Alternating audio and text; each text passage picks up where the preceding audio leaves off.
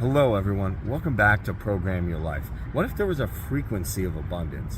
What if you allowed yourself to shut off everything? After this video, shut off your phone, shut off your computer, shut off all distractions, close your eyes, allow yourself to be present, and say, how can I allow myself not to be defined by a vision of the past, but a vision of the future?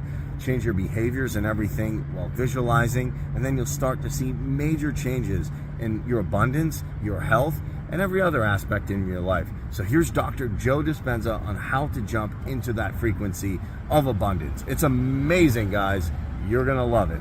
And the amazing takeaway from this is this frequency you can access right now if you turn off your phone, turn off everything right after this video.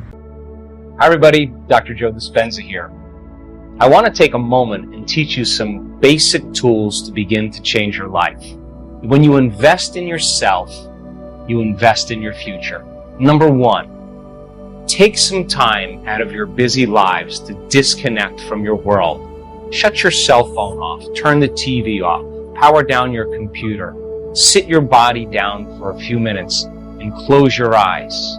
Number one. Number two, take some breaths and center yourself. When you center your attention into the present moment, you have more energy to create with.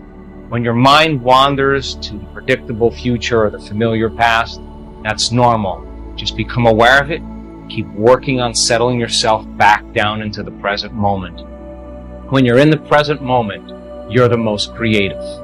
Number three, ask yourself, can I be defined by a vision of the future instead of the memories of the past? What do I want in my life? And take the time to answer the question. As you begin to contemplate and think about the answer to the question, you're changing your brain.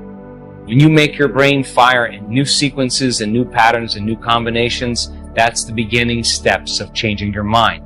Next, decide on the emotions you'll feel when you begin to create that future, and teach your body emotionally what that future is going to feel like. And don't get up until you begin to feel those emotions. Next step, step number four, rehearse in your mind who you're going to be when you open your eyes, the things you have to do, the choices you have to make, the steps you have to take. Review them over and over again. Number five, you can't go to the future holding on to the biology of your past. Decide what thoughts you can bring to your future. Write them down. Thoughts like, I can't, it's too hard, I'll never change, I'll start tomorrow, what's wrong with me, it's someone else's fault. Decide on what behaviors or actions or unconscious habits you have to change. How do you talk? Do you complain? Do you blame? Do you make excuses? Do you feel sorry for yourself? Just become so conscious of those behaviors that you'll never go unconscious again. And lastly, you have to decide what emotions no longer belong in your future. That means if you want to be wealthy, you can't take lack. If you want to be healthy, you can't take insecurity or fear. You got to begin to condition your body to a new mind. If you do this every single day, your personality creates your personal reality. And your personality is made of how you think, how you act, and how you feel. Change any one of those things and you change your life. And begin to measure the effects of you and cause. Give it a shot. Now, there's dangers to be in the present moment. There's dangers to express love. There's dangers to trust, because if you're living in an environment where survival is the credo, you're not going to want to close your eyes and go within. You're not going to want to trust anybody. You know, this is not a time really to relax. This is a time to be vigilant. So then people they can intellectually understand it, but they can't get to that level because they're always perceiving their environment as the jungle. So when we begin to overcome those emotions of stress that are highly addictive, the body is no longer being tormented like an addict. That is when the body to liberate energy, and that's when our heart starts to open, and that's when we start to believe in possibility again. So if our personality creates our personal reality, we make a decision first. We examine who we've been, and I call it crossing the river of change, from the old self to the new self. crossing that river is going to be uncomfortable. It's going to feel unfamiliar, and you are going to feel like it's unpredictable, because the moment you're no longer thinking that way or acting that way or feeling that way, you're going to feel like an unknown. Now, this is the biological, the neurological, the chemical, and even genetic death of the old self. This is the pain that you experience because the body's looking for its familiar chemical state. That pain is normal, and if you understand that that void, that unknown, is the perfect place to create in, that's the place you want to create in, and not to fear it, but to embrace it. And your body's craving the familiar chemicals that it's addicted to, then you might want to say when you're in that place, well, the best way to predict my future is to create it, not from the known, but from the unknown.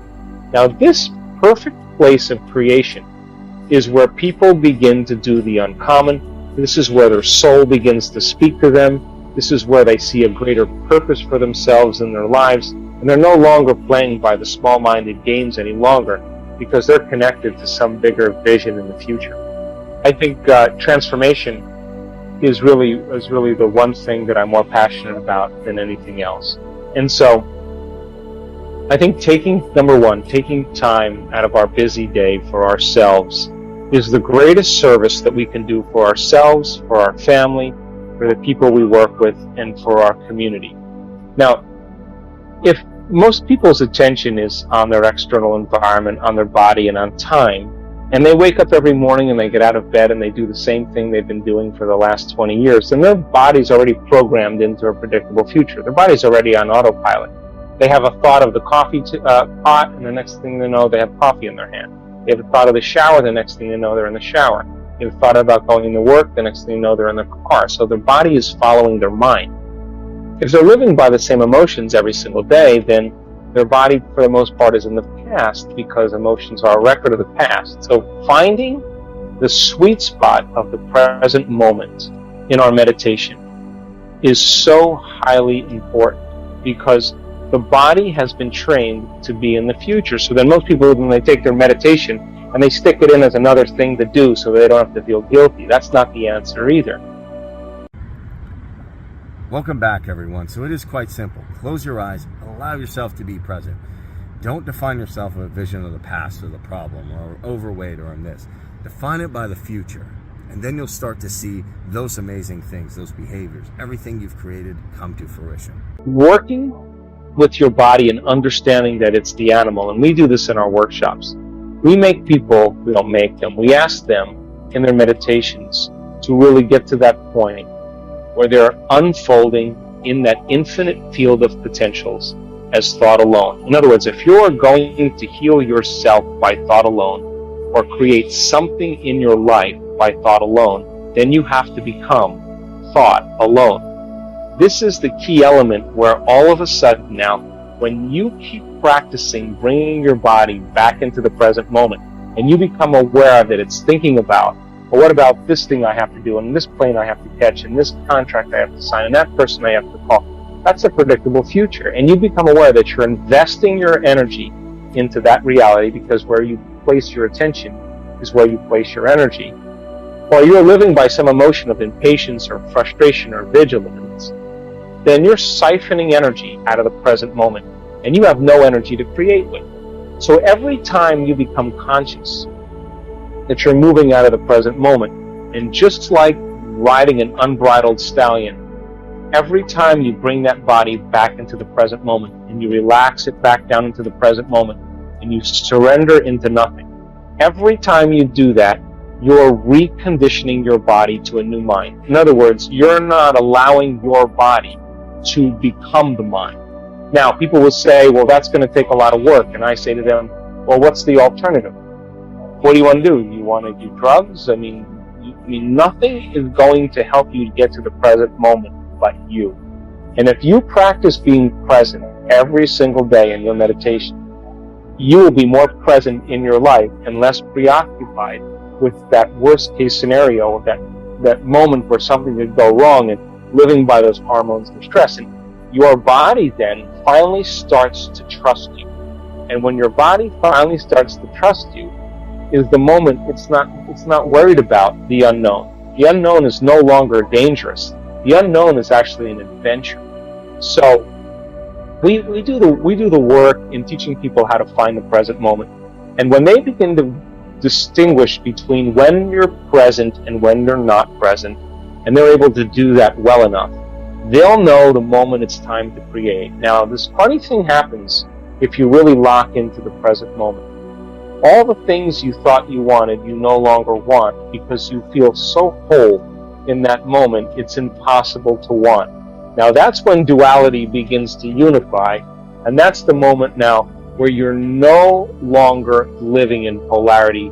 I call that the natural state of being. And so, finding the present moment is one of the key elements that we use. Once you find the present moment, then the next step is to teach your brain and body emotionally what a new future is going to feel like. In order for you to do that, or in order for us to do that, we have to become conscious about how unconscious we are, and we've been talking about that. The more you don't allow that thought, that behavior, that emotion to slip by your awareness, the more prone you are to be Gandalf on the bridge. And that monster that he was facing symbolically was all of his energy that was invested in the ego and in the old self. And when the God within us stands up and says, "You may not pass ever again," that's the moment that the soul begins to speak. And so we do the work every day to present ourselves as a greater expression of ourselves every day.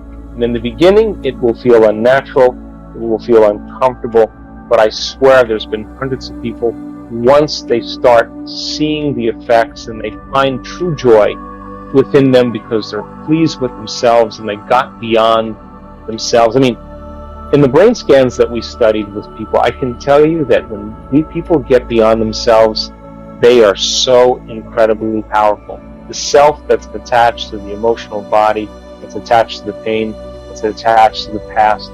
And then, by the way, they tell a story based on those emotions. And Scientific American said 3 months ago that 50% of everything that people talk about in their past is a lie. It's not the truth, because they have a different brain today than they did at the time of the event. So getting people beyond their past, I think, and getting them into the present moment begins to liberate the most amount of energy.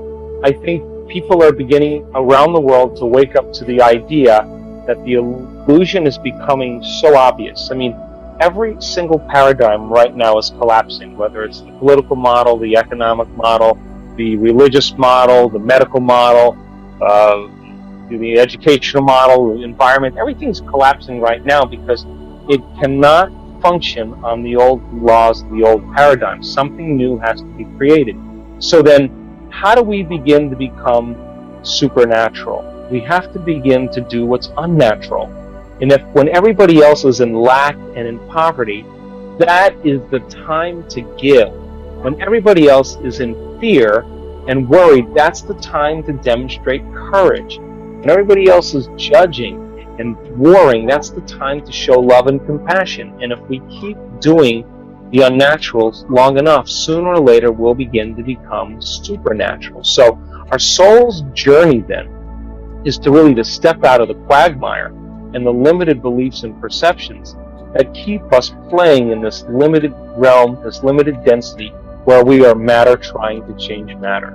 Once we get a taste of the divine, and that divine, again, we've measured this over and over again. When you are that thought in that infinite space, when the brain is perceiving space and no longer perceiving objects, it gets very organized. It gets very coherent. And when the brain gets coherent, we get coherent. When the heart gets coherent, we love way more. And that's when we begin to emulate the divine. So over and over again, as we begin to climb out of these limited states, and we break free from those survival emotions that keep us feeling more like matter and less like energy, the side effect of all of that is becoming more energy and less matter. And that's when we start to demonstrate being a vibrational being. The field around our bodies when we're living in stress is about 3-4 inches in size. Open your heart, it can be up to 9 meters wide. We measured it. And so then when you begin to open your heart, you feel connected to something greater. That's the beginning. That's when the soul says, now I have infinite possibilities to experience, and I get to select as a free-willed individual where I want to place my attention. That's when we're liberated. So I think it's a great time for us to begin to really embody this information. I think it's a great time for us to hit the low points, to see those illusions. I mean, I had my own awakening, and you reach a point where you realize that the only time that you feel like yourself is you need the external world to remind you of it. That's a sign. When you can find an identity of yourself in the quietness and solitude of your own presence, that's when you're no longer seduced by the external world, and that's when you begin to experience true freedom. Welcome back, everyone. So I know this is such a powerful frequency. Why? Because you're allowing yourself to be present. You're closing your eyes.